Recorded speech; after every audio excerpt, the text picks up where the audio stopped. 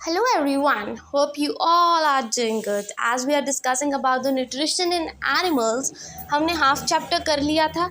हमने हर्बीवरस पढ़ा, कार्निवरस पढ़ा, सैप्रोफाइट्स पढ़े, होलोजोइक न्यूट्रिशन के बारे में पढ़ा, ह्यूमन डाइजेस्टिव सिस्टम के बारे में पढ़ा, हमने सीक्वेंसिंग की. ठीक है, अब हम करेंगे उसी का सेकंड पार्ट. हम टीथ के बारे में पढ़ेंगे, अमीबा के बारे में पढ़ेंगे. ठीक है जी, लार्ज इंटेस्टाइन, स्मॉल इंटेस्टाइन, इन सब के बारे में पढ़ेंगे और आज ये चैप्टर कंप्लीट हो जाएगा. राइट, तो let's start with the teeth. और ये क्वेश्चन मतलब इस टॉपिक में से क्वेश्चन आता ही आता है. टीथ तो आप सबको पता है, आपके दांतों की बात हो रही है और आपकी जो टीथ है उस पे जो क्या है एक प्रोटेक्टिव मटेरियल होता है, उसको क्या बोलते हैं हम? इनेमल बोलते हैं. ठीक है जी, ये इनेमल क्या होता है? सबसे हार्डेस्ट पार्ट होता है आपकी बॉडी का. और ये क्वेश्चन आता है पेपर में, सबसे हार्डेस्ट सब्सटेंस कौन सा है हमारी बॉडी में? तो याद रखना इनेमल. ठीक है, ये जो वाइट कलर के आपके टीथ के बाहर जो परत होती है, ठीक है, बहुत ही स्ट्रॉन्ग होती है, प्रोटेक्ट करती है आपके टीथ को. इनको क्या बोलते हैं हम? इनेमल बोलते हैं. I hope this is clear. अब जो एडल्ट ह्यूमंस होते हैं उनके तो कितने 32 दांत होते हैं, आपको पता है. 32 टीथ होते हैं. ठीक है, 16 अपर जॉ में और जो 16 होते हैं वो लोअर जॉ में. टोटल कितने हो गए? 32. ठीक है जी. फिर उसके बाद जो छोटे बच्चे होते हैं उनके तो मिल्क टीथ होते हैं, आपको पता है 20 टीथ होते हैं. और वो 20 टीथ को क्या बोला जाता है? मिल्क टीथ बोला जाता है. छोटे बच्चे होते हैं, ठीक है, उनके जो दांत होते हैं टोटल कितने होते हैं? 20 होते हैं. धीरे धीरे गिरते रहते हैं. मिल्क टीथ होते हैं, दूध के दांत जिसको हम बोलते हैं. ठीक है, फिर वो क्या है? रिप्लेस हो जाते हैं बाय द परमानेंट टीथ. और परमानेंट टीथ कितने होते हैं? 32 होते हैं. जैसे अभी हमने पढ़ा 16 अपर जॉ में और 16 लोअर जॉ में. ठीक है जी. अब ये जो टीथ होते हैं ये 4 टाइप्स के होते हैं और हर एक का अपना एक फंक्शन होता है. और ये क्वेश्चन आता है. ठीक है, कितने तरह के टीथ होते हैं? 4 तरह के. Incisors, canines, premolars and molars. अब ध्यान से देखना, इंसाइजर्स क्या होते हैं? ये होते हैं इंसाइजर, आपके जो ये फ्रंट वाले टीथ होते हैं उसको इंसाइजर बोलते हैं. किस काम आता है ये? कटिंग के. जब कोई चीज़ कट करनी हो आप यूज़ करते हो अपने आगे वाले जो 2 टीथ होते हैं उसको इंसाइजर बोलते हैं. फिर आते हैं कैनाइन्स. कैनाइन्स होते हैं उसके नेक्स्ट वाला टीथ. ठीक है, जो तीखा सा होता है वो किसके काम आता है? टीयरिंग की. कोई चीज़ छीलनी हो उसके काम आता है. फिर आते हैं प्रीमोलर. प्रीमोलर आपके जाड़ के आगे वाले जो दांत होते हैं उसको प्रीमोलर बोला जाता है. ये आप देख सकते हैं यहाँ पे. ठीक है, किस काम आते हैं? कोई चीज़ च्यू करनी हो, चबानी हो, ग्राइंड करनी हो उसके काम आते हैं. मोलर्स क्या होता है? आपकी जाड़ को बोला जाता है. ठीक है, ये किसके काम आता है? ग्राइंडिंग के काम आता है. ये चारों आपको पता होने चाहिए. ठीक है, 4 तरह के टीथ होते हैं, incisor, canine, premolar, molar. Incisor cutting के काम आता है, कैनाइन टीयरिंग के, प्रीमोलर च्यूइंग और ग्राइंडिंग के, एंड मोलर्स किसके काम आते हैं? ग्राइंडिंग के. आई होप ये कंसेप्ट क्लियर हो गया. टीथ में से यही आता है, इससे ज़्यादा कुछ नहीं आपको पूछा जाएगा. ठीक है जी. नेक्स्ट, अब टंग की बात करते हैं. टंग, जीभ की बात करते हैं. टंग क्या होता है आपको पता है? ये मस्कुलर ऑर्गन है जो आपकी बक्कल कैविटी से अटैच्ड होता है. ठीक है, बक्कल कैविटी आपका जबाड़ा जिसको बोलते हैं. ठीक है जी. ये क्या होता है? ये अलग अलग डायरेक्शंस में मूव करती है आपकी टंग. ठीक है जी, आगे पीछे ऊपर नीचे. किस काम आती है ये? किसी चीज़ को च्यू करने में and mixing up the food with the saliva. ठीक है, हम खाना खाते हैं, हमारे मुंह में जाता है खाना और ये टंग हमें हेल्प करती है हम उस फूड को च्यू कर पाएँ और वो हमारे सलाइवा से मिक्स हो जाए. हमारा जो टंग है ना उसके 4 तरह के टेस्ट होते हैं. ठीक है, 4 तरह के टेस्ट होते हैं. एक होता है स्वीट टेस्ट, मीठा टेस्ट. एक होता है सार, खट्टा. एक होता है बिटर, कड़वा. एक होता है सॉल्टी, नमकीन टेस्ट. 4 तरह के टेस्ट हमारी टंग ले सकती है. ठीक है, sweet, sour, bitter and salty. I hope tongue का भी समझ आ गया. Next is oesophagus. अब ऑइसोफेगस क्या होता है? पहले मैं आपको ये स्ट्रक्चर दिखा देती हूँ. आप देख सकते हैं यहाँ पे ह्यूमन का स्ट्रक्चर. ये हमारा माउथ जिसमें से फूड जाता है और ये पाइप है जिसके थ्रू फूड जाता है. उस पाइप को हम क्या बोलते हैं? ऑइसोफेगस बोलते हैं. अब इसी के बारे में हम पढ़ेंगे, इस पाइप के बारे में. ठीक है, इन्होंने शॉर्ट में डायग्राम दे रखा था तो मैंने आपको पहले वो डायग्राम दिखाया ताकि आपको पता हो आपका ऑइसोफेगस क्या होता है. ये जो फूड पाइप होती है. ठीक है, ऑइसोफेगस क्या होती है? लॉन्ग मस्कुलर ट्यूब होती है जो बक्कल कैविटी को हमारे पेट से कनेक्ट करती है. ठीक है। बक्कल कैविटी आपका जबाड़ा, टीथ जहाँ से आप खाना खाते हो, और वो आपके स्टमक तक कनेक्टेड होती है, ठीक है, स्टमक तक कनेक्ट करती है। आई होप दिस इज क्लियर। इससे क्या होता है, जो फूड है वो पुश किया जाता है, ठीक है, या ऑइसोफेगस इनटू द स्टमक, ठीक है, फूड है मुंह में डालते हैं हम, और वो क्या ऑइसोफेगस क्या करता है, उस फूड को नीचे धकेलता है ताकि वो हमारे पेट तक चला जाए, हमारे स्टमक तक चला जाए, ठीक है। देन स्टमक क्या होता है, थिक वॉल्ड और सैक लाइक मस्कुलर ऑर्गन होती है। ये वाइडेस्ट पार्ट होता है, हम सबको पता है बहुत ही वाइड पार्ट होता है, हमारा पेट सबसे बड़ा होता है। इनर लाइनिंग होती है ना जो स्टमक की, मतलब स्टमक के बीच में कौन सा एसिड होता है, मोस्टली क्वेश्चन आता है कौन सा एसिड प्रेजेंट होता है हमारे स्टमक में, HCl acid, that is hydrochloric acid present होता है।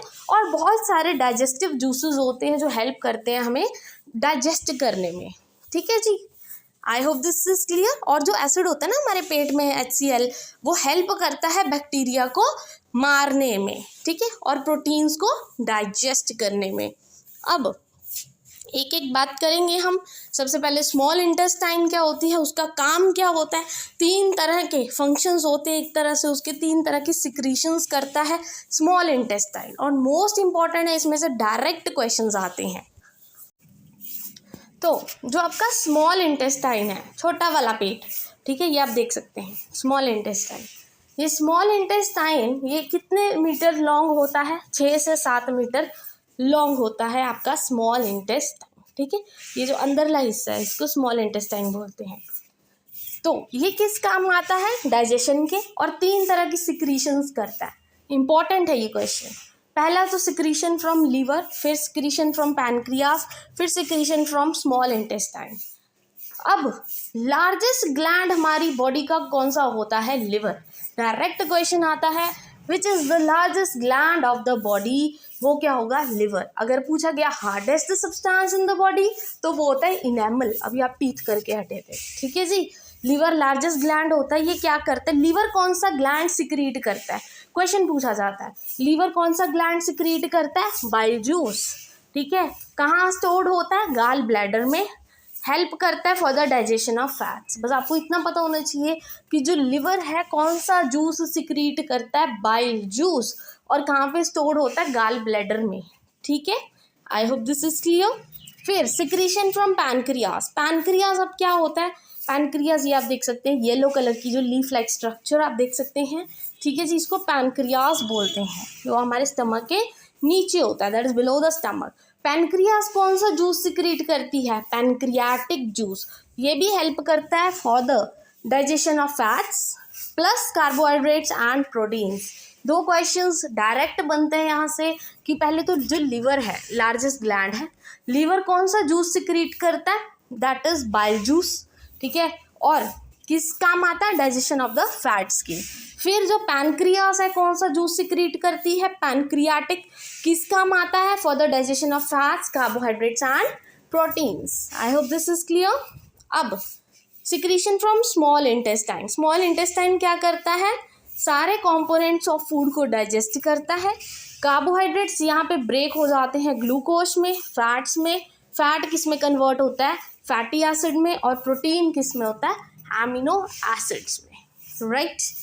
Then absorption of digested and in small intestine. ये तो सिंपल सी बात है, ये अभी हमने पढ़ के हटे थे, पर जब मैंने सीक्वेंसिंग आपको कराई थी। एब्जॉर्प्शन क्या होता है, ठीक है, हमने पढ़ा था ना, इंजेशन, असिमिलेशन, एब्जॉर्प्शन, ईजेशन, ठीक है, ये सब चीज़ें। तो जब डाइजेस्टेड फूड पास करता है हमारे ब्लड वेसल से, उसको क्या बोलते हैं, एब्जॉर्प्शन। जब फूड एब्जॉर्ब हो जाता है हमारे पेट की वॉल से लग जाता है, ठीक है। एक फिंगर लाइक स्मॉल प्रोजेक्शन होती है, उसको क्या बोलते हैं, विली। क्वेश्चन आता है सिंपल डायरेक्ट क्वेश्चन पूछा जाता है कि स्मॉल फिंगर लाइक प्रोजेक्शन को हम क्या बोलते हैं, विली बोलते हैं, और ये हमारे स्मॉल इंटेस्टाइन के अंदर प्रेजेंट होती है, ठीक है। इसका सरफेस एरिया बहुत ज़्यादा होता है for the absorption of food. Reason पूछा जाता है कि विली कहाँ पे प्रेजेंट है, स्मॉल इंटेस्टाइन में, sorry, walls of small intestine, और ये क्या करती है, सरफेस एरिया होता है ना जो ऑब्जॉर्प्शन ऑफ फूड का, उसको इंक्रीज करती है, और फूड फटाफट से क्या हो जाता है, एब्जॉर्ब हो जाता है। अब जो फूड एब्जॉर्ब हो गया वो बाकी पार्ट्स तक कैसे पहुंचता है, थ्रू असिमिलेशन, ठीक है जी, I hope this is clear. Small intestine done, इसमें से liver, pancreas, pancreatic juice, proteins converted into amino acids, carbohydrates broken into glucose, absorption क्या होता है, विली क्या होता है, ठीक है जी, असिमिलेशन क्या होता है, ये सब चीज़ें बहुत ही मेन है, ठीक है, और इससे रिलेटेड क्वेश्चंस भी हम करेंगे।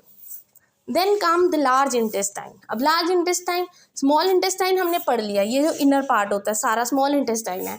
अब लार्ज कौन सा, ये जो बाहरला पार्ट आप देख सकते हैं यहाँ पे, ठीक है, ये सबसे ज़्यादा वाइडर होता है और शॉर्टर होता है, याद रखना।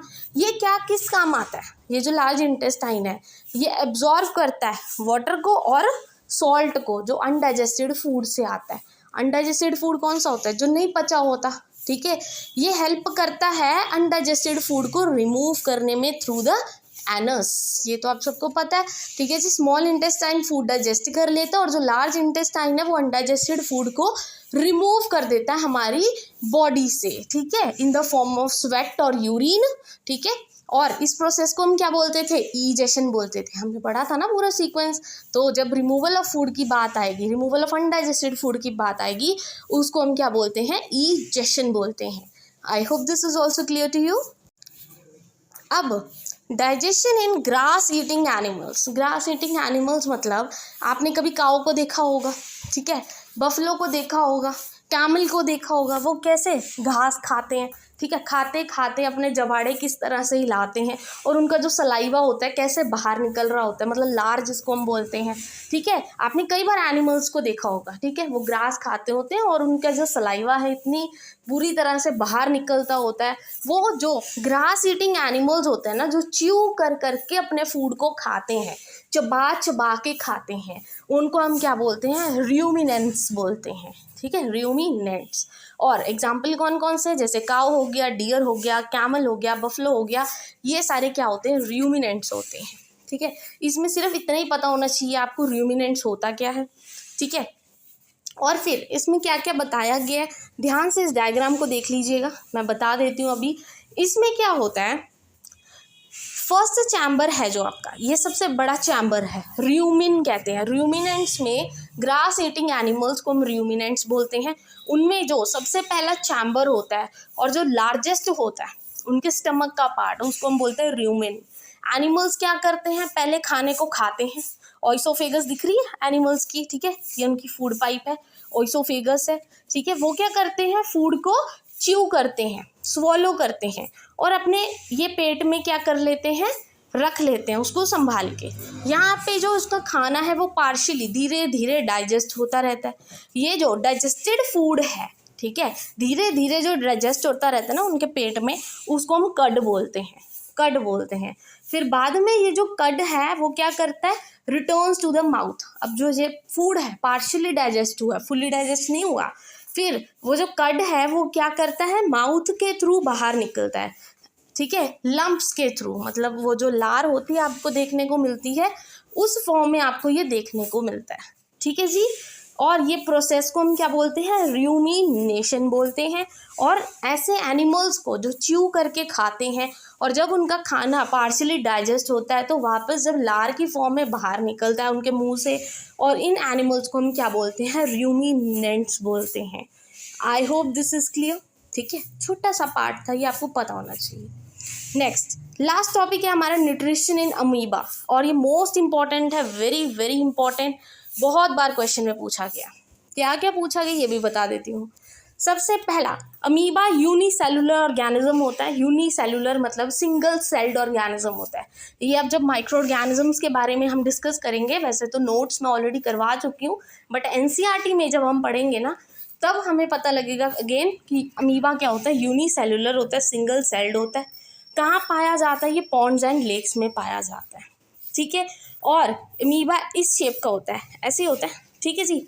तो इनके जो क्या होते हैं, ये जो फीट होते हैं ना अमीबा के, ये जो फीट होते हैं, ठीक है, ये सराउंडेड होते हैं एक सेल मेम्ब्रेन से, ठीक है, फॉल्स फीट है, इनके पैर होते हैं, ये क्या, इसको हम क्या बोलते हैं, स्यूडोपोडिया बोलते हैं, ठीक है। ये किस काम आते हैं, मूवमेंट करने के, पैर तो हमारे के चलने के ही काम आते हैं, और फूड को कैप्चर करने में काम आते हैं, ठीक है जी। ये आप देख सकते हैं, ये फूड पार्टिकल है, रेड कलर का बाहर पड़ा है, ये अमीबा है। अमीबा क्या करेगा, ये अपनी स्यूडोपोडिया से, मतलब अपने ये पैरों से उस खाने को अपनी तरफ खींच रहा है। सेकंड स्टेप में आप देख सकते हैं कैसे खाने को वो क्या है, पकड़ लेता है, ठीक है, और डाइजेस्ट कर लेता है। ये क्या है, इसका काम है। बस इतना सा क्वेश्चन आता है कि जो अमीबा है वो अपने जो ये प्रोजेक्शंस हैं, स्यूडोपोडिया है, उससे क्या करता है, खाने मूवमेंट करता है और खाने को अपनी तरफ खींचता है। ठीक है जी, I hope this is clear. ठीक है जी, so this is all about today. I hope, और ये टॉपिक हमारा कंप्लीट हो गया है, nutrition in animals. I hope आज की वीडियो आपके लिए यूजफुल रही होगी, और अगर आपको वीडियो अच्छी लगी हो, अंडरस्टैंडेबल हो, then please don't forget to like and subscribe my channel. Thank you very much.